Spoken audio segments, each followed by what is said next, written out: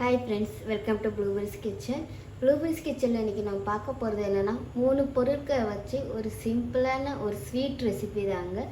இப்போ வாங்க நம்ம வீடியோக்குள்ளே போகலாம். வீடியோக்குள்ளே போகிறதுக்கு முன்னாடி இப்போ தான் நீங்கள் ப்ளூபெரிஸ் கிச்சனை முதல் முறையாக பார்க்குறீங்கன்னா மறக்காமல் சப்ஸ்கிரைப் பண்ணிக்கோங்க. இப்போ நமக்கு அந்த பேன் சூடாகிடுச்சுங்க.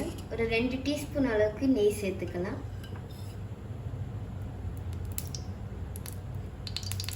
நெய் நல்லா மெல்ட் ஆயிடுச்சுங்க.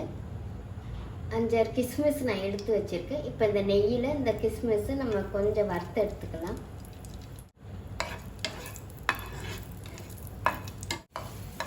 இந்த கிஸ்மிஸ் நல்லா ஃப்ரையாக இருந்துச்சுங்க. நம்ம இப்போ இதை ஒரு பாத்திரத்துக்கு மாற்றிக்கலாம்.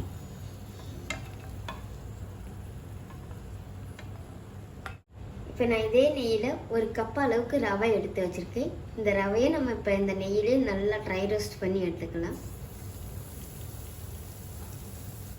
1 கப்பு ரவைக்கு 1/2 கப் அளவுக்கு நான் தேங்காய் எடுத்து வச்சுருக்கேங்க. திருவுன தேங்காய் தான் நான் எடுத்து வச்சுருக்கேன்.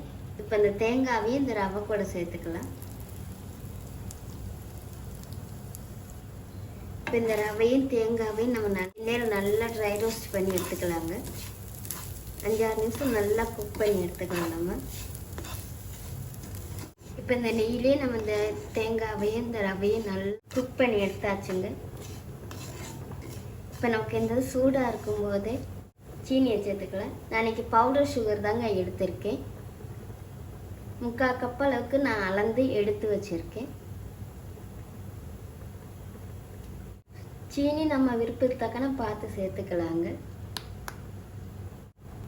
இப்போ இது கூடயே நம்ம இந்த ஃப்ரை பண்ணி வச்சுருக்கிற கிஸ்மிஸையும் சேர்த்துக்கலாங்க. இப்போ நம்ம இந்த சூட்லேயே நல்லா மிக்ஸ் பண்ணி எடுத்துக்கலாம். இப்போ நமக்கு இது நல்லா வெதுவெதுப்பான சூட்டில் தாங்க நம்ம இந்த லட்டை பிடிச்சி எடுக்கணும். இப்படி நமக்கு லட்டு பிடிக்க வரலன்னா வேணா நம்ம 1 டீஸ்பூன் அளவுக்கு பால் சேர்த்துக்கலாங்க. லேசாக சூடாக்கி நம்ம சேர்த்துக்கலாம். 1 டீஸ்பூனோ இல்லை 2 டீஸ்பூன் அளவுக்கு நம்ம பால் சேர்த்துக்கலாங்க லட்டு பிடிக்கிறதுக்கு. கொஞ்சமாக ஏலக்காய் பவுடர் நம்ம துவைக்கலாங்க. 1/4 டீஸ்பூனுக்கு கம்மியாக போதும். சேர்த்துட்டு நல்லா மிக்ஸ் பண்ணிக்கலாம் நம்ம. இப்போ நம்ம லட்டு பிடிச்சிக்கலாங்க.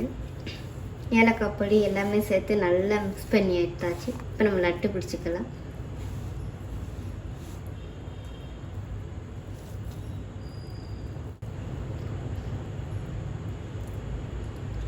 அவ்வளோதாங்க.